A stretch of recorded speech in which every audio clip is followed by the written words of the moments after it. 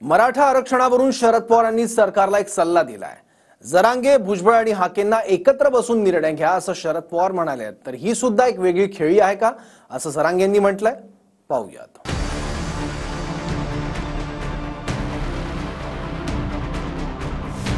जरांगेंना बोलला छगन भुजबळ असतील किंवा काय त्यांचं हाके ना, ते आणि त्यांचे सहकारी सामूहिक आपण प्रयत्न करू। जरांगे, मंत्री भुजबळ आणि लक्ष्मण हाके या तिघांनाही सरकारने एकत्र आणून चर्चा घडवावी आणि आरक्षणावरून सामूहिक निर्णय घ्यावा असं शरद पवार यांनी म्हटलंय।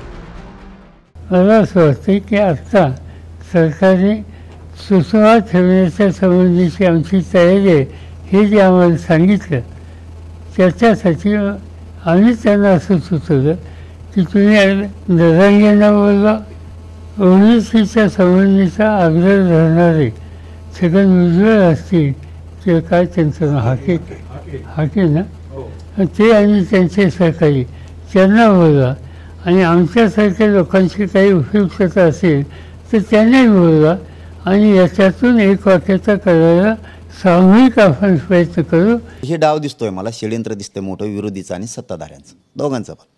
एकाने इकडे वेगळं बोलायचं, एकाने तिकडे तिकडं बोलायचं आणि मराठ्यांना येड्यात काढायचं आणि आचारसंहिता लुस्तर असंच झुलत ठेवायचं। मराठी लागले म्हणा तयारीला, मराठी तयारीला लागले, झुलवत नाही ठेवू शकत मराठ्याला तुम्ही।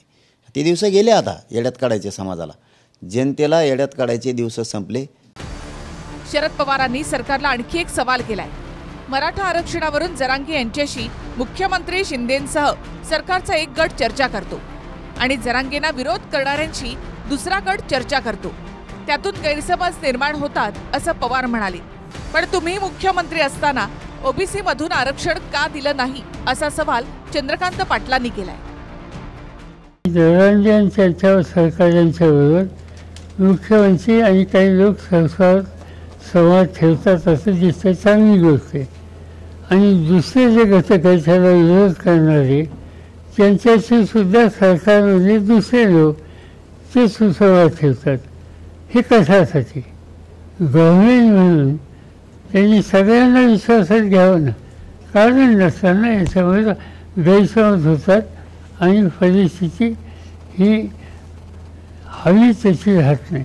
शासनाची काय चूक होते तो नंतरचा विषय। मुद्दा चाललेला आहे की शरद पवार साहेबांनी स्वतः मुख्यमंत्री असताना मराठा समाजाला आरक्षण ओबीसीतून का दिलं नाही, हा मुद्दा चाललेला आहे। विशेषतः 92ला जेव्हा महाराष्ट्रामध्ये ओबीसी आरक्षण लागू झालं, VP सिंग देशाचे पंतप्रधान होते 89-90ला, त्यावेळेला त्यांनी देशभर मंडल आयोग लागू केला।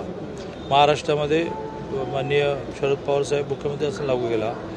त्यावेळेला त्यांनी मराठा समाज हा कुणबी आहे असं म्हणून ओबीसीत का टाकला नाही, म्हणून आंदोलकांची पण ही मागणी आहे आणि सर्वसामान्य माणसाची मागणी आहे। ते सगळं बाकी फापट पसरा ठेवा बाजूला, एका वाक्यात उत्तर द्या की मराठा समाजाला आरक्षण कुणबी म्हणून ओबीसीतून द्यावं की नाही द्यावं, सांगून मोकळे व्हा। काही दिवसांआधी शरद पवारांनी मुख्यमंत्री शिंदेंची आरक्षणाच्या विषयावरून भेट घेतली होती। त्याआधी जरांगेंच्या सगळे सोयऱ्याच्या मागणीवरून जी सर्वपक्षीय बैठक सरकारनं बोलावली होती, त्या बैठकीला महाविकास आघाडीनं बहिष्कार टाकला होता। त्यामुळे मराठा समाजाला ओबीसी मधून सरसकट आरक्षण द्यायचं का, त्यावरून भूमिका स्पष्ट करा असं फडणवीस म्हणाले। तोच प्रश्न पवारांना सुद्धा विचारला गेला, त्यावर पवारांचं मत काय आहे तेही ऐका। मनोज जरांगे पाटलांना माझा सवालच नाहीये, माझा सवाल मराठा समाजाला ओबीसी मध्ये आरक्षण देण्याकरता शरद पवार साहेब, उद्धव ठाकरे साहेब आणि नाना पटोले साहेब तुमचं यश आहे का? मराठ्यांनाही वेडं करायचं, ओबीसींनाही वेडं करायचं, दोघांनाही झुंजवत ठेवायचं, दोघांनाही भांडत ठेवायचं। ओबीसीतून आरक्षण द्यावं का, याबद्दल तुमची काय भूमिका आहे? दोन गोष्टी आहेत की आरक्षण ह्या जरांगेंनी एक चांगलं स्टेटमेंट केलं तर की मराठा आरक्षणाच्या बरोबर लिंगायत, धनगर आणि मुस्लिम ह्यांना सुद्धा आरक्षण द्यावं असं स्टेटमेंट तुम्ही वाचलं का? त्यांचं हे स्टेटमेंट माझ्या मते त्या एक जे अंतर होण्याची जी स्थिती होती त्याच्यातून योग्य रस्त्यावर जाण्याची प्रक्रिया सुरू झालेली आहे। तुमचा जो प्रश्न आहे ती स्थिती जागृत होईल, त्या स्थितीच्या संबंधीची कटुता राहील असं मला वाटत नाही. जरांगे पाटलांची सरसकट आरक्षणाची मागणी आहे. एकतर मराठा समाजाला सरसकट कुणबी जात प्रमाणपत्र म्हणजे ओबीसी मधून आरक्षण द्या, किंवा ज्या मराठ्यांची कुणबी नोंद सापडली आहे त्या नोंदीचा आधार घेत प्रतिज्ञापत्राद्वारे त्यांच्या सगळे सोयऱ्यांना सुद्धा कुणबीचं जात प्रमाणपत्र द्यावं. आता सरकारनं काय केलं तर ज्या मराठ्यांच्या कुणबी नोंदी सापडल्यात त्यांना ओबीसीचं जात प्रमाणपत्र दिलं. त्याचवेळी ज्या मराठ्यांच्या कुणबी नोंदी सापडलेल्या नाहीत त्यांच्यासाठी एसीबीसीद्वारे 10% आरक्षणाचा कायदा केला.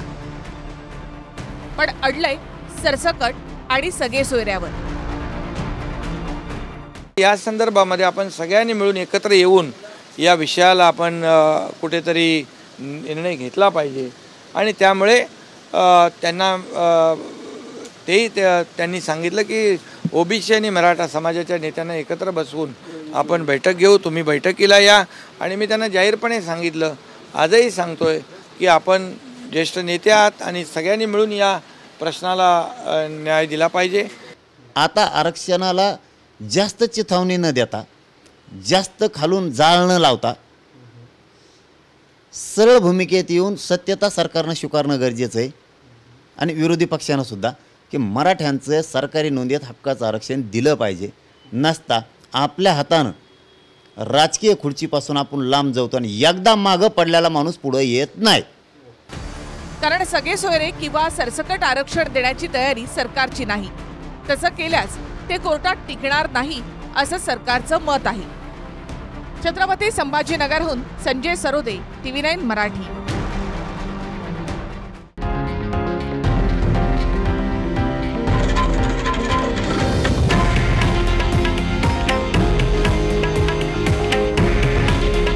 हे आहे देशातील नंबर 1 न्यूज नेटवर्क आणि आपण पाहत आहात TV9 मराठी.